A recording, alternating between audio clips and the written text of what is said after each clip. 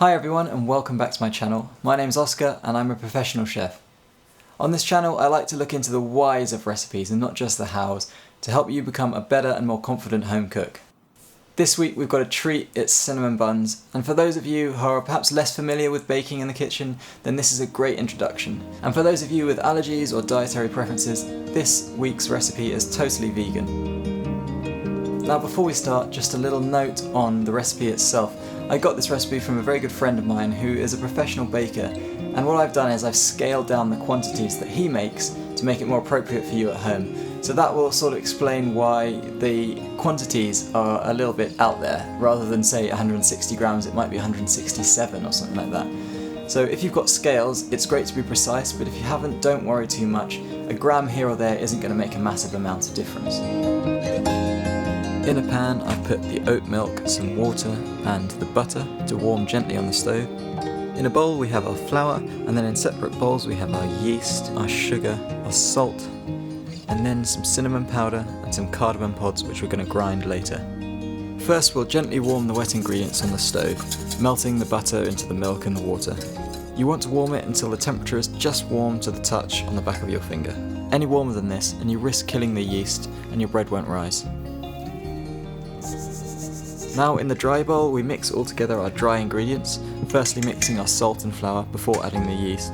You don't want to mix the salt and the yeast at the same time, because the salt can kill the yeast if it's in direct contact with it. With our dry ingredients mixed in, we can now incorporate the wet ingredients. I like to start doing this with a chopstick and then move on to a flexible bench scraper, just to scrape off the dry flour from the sides of the bowl, before tipping it out onto the surface and beginning to knead. The purpose of kneading the dough is to build the gluten structure, which gives the dough that elasticity and allows the bread to rise and form air pockets as it does so. If you don't have the gluten structure, you'll end up with a dense loaf. And a good example of this would be rye bread, which has no gluten in it, and in the end you get this sort of brick rather than a light, airy dough which you'd get from wheat flour, for example. So if your objective is to get light and airy buns, it's important that you really develop that gluten structure. However, the good news is when you use white flour, and particularly bread flour, that gluten network pretty much just forms itself over time. So as much as kneading is important, the other aspect is just simply allowing enough time to prove.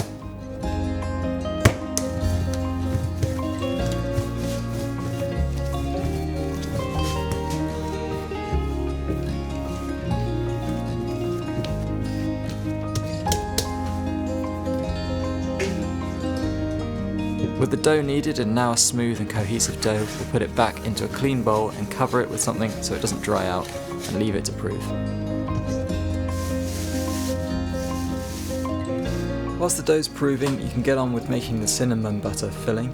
This is a very simple job. Simply combine your powdered spices, the softened butter and the sugar and mix together until they're a smooth paste. If you want to add the cardamom, as I'm doing now, grind it in a pestle and mortar or in a spice grinder first.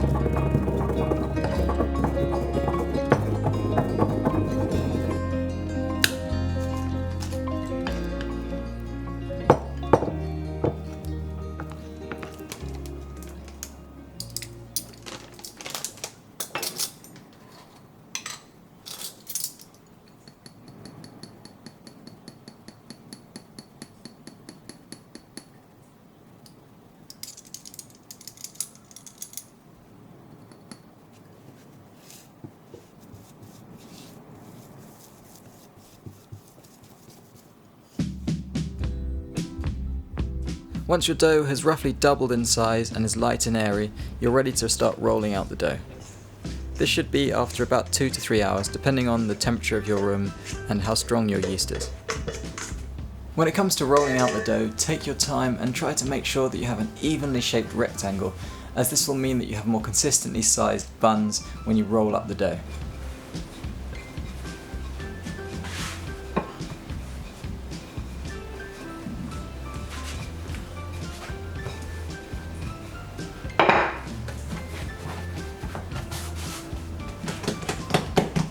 As you can see, the back right corner of my dough is not quite square, and when I portion the buns later, you'll see that the buns cut from that end of the dough are a little smaller and less consistent in size than those from the front of the dough. Using a palette knife or the back of a spoon, spread your cinnamon mixture evenly across the whole dough, Then start carefully rolling up the dough before dividing equally into portions.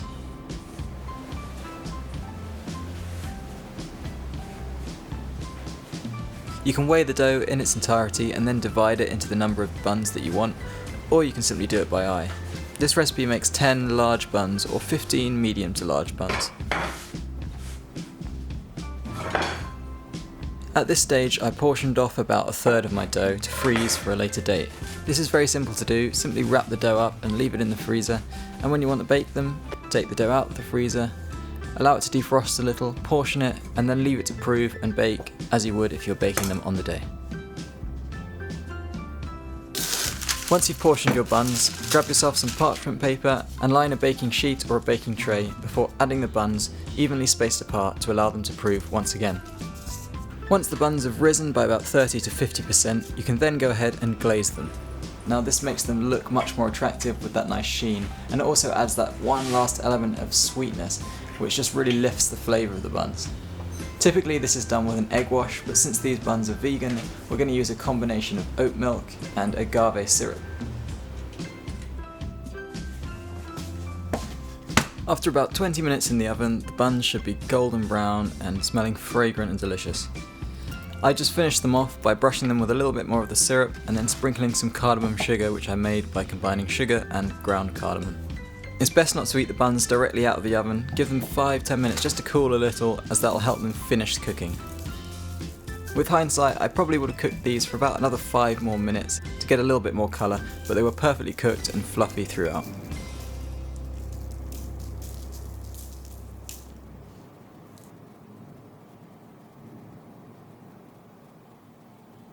Thanks again for watching. I hope you enjoyed this video and found it informative. Please do consider subscribing to my channel if you enjoyed this video. Hit that like button and hit the bell for alerts so you're informed as to when my next video comes out.